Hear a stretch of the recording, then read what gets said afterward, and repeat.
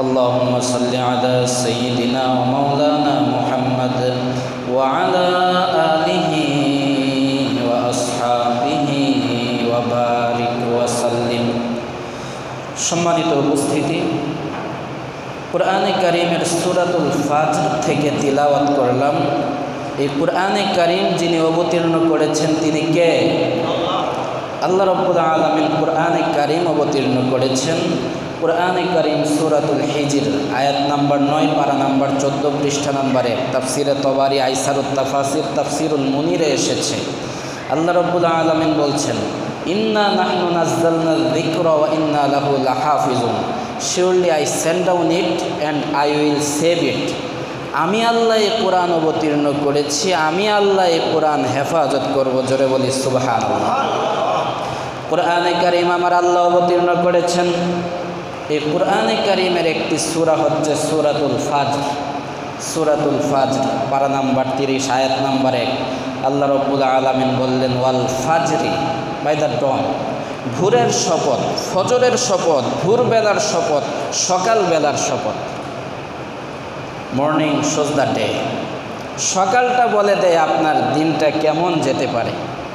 এ সুবহ গলত, শাম গলত, সবহি গলত হাই। এ সুবহ গলত, শাম গলত, সবহি গলত হাই। আপনার সকালটা যদি ভুল হয়ে যায় তাহলে সারা দিন ভুলে ভুলেই যেতে পারে। আপনার ফজরের সলাত যদি মিস হয়ে যায়, জোহরের সলাত, আসরের সলাত মিস হওয়ার সম্ভাবনা আছে না নাই? এজন্য ফার্স্টে আমরা ফজর ঠিক করতে চাই। আমার নবী, আপনার নবী, বিশ্ব নবী মুহাম্মদ সাল্লাল্লাহু আলাইহি ওয়াসাল্লাম বললেন, যে ব্যক্তি আশার সলাত জামাতের সাথে আদায় করবে, ফজরের সলাত জামাতের সাথে আদায় করলো, সে কেমন যেন সারা রাত ইবাদত এবং বন্দিগির মধ্যে কাটালো। আল্লাহ বললেন, ওয়াল ফাজরি, ফজরের শপথ। সূরাতুল ফাজর আয়াত নাম্বার 2, ওয়ালায়ালিন আশর, বাই দ্য 10 নাইটস, 10 রাতের শপথ। রমাদানুল মুবারক অতিবাহিত হয়েছে। রমাদানুল মুবারকের শেষ দশকের 10 রাতের গুরুত্ব কম নাকি বেশি? আল্লাহ বললেন 10 রাতের শপথ। আবার এই যে জিলহজ মাস শুরু হতে যাচ্ছে, প্রথম রজনী, দ্বিতীয় রজনী, তৃতীয় রজনী, চতুর্থ রজনী, পঞ্চম রজনী, ষষ্ঠ রজনী, সপ্তম, অষ্টম, নবম, দশম। আল্লাহ বললেন এই 10 রাতের শপথ। সুবহানাল্লাহ। এরপরে বললেন ওয়াশ-শাফঈ ওয়াল ওয়াতরি ওয়াল বিতরি, জোর এবং বেজোরের শপথ। আল্লাহ জোর নাকি বেজোর? হাদিসে এসেছে, ইন্নাল্লাহা বিতরুন ইউহিব্বুল বিতরা। আল্লাহ বেজোর, তিনি বেজোরকে পছন্দ করেন। আবার আমাদেরকে সৃষ্টি করেছেন জোড়ায় জোড়ায়, কথা ঠিক কিনা? মানুষকে আল্লাহ রাব্বুল আলামিন সৃষ্টি করেছেন জোড়ায় জোড়ায়।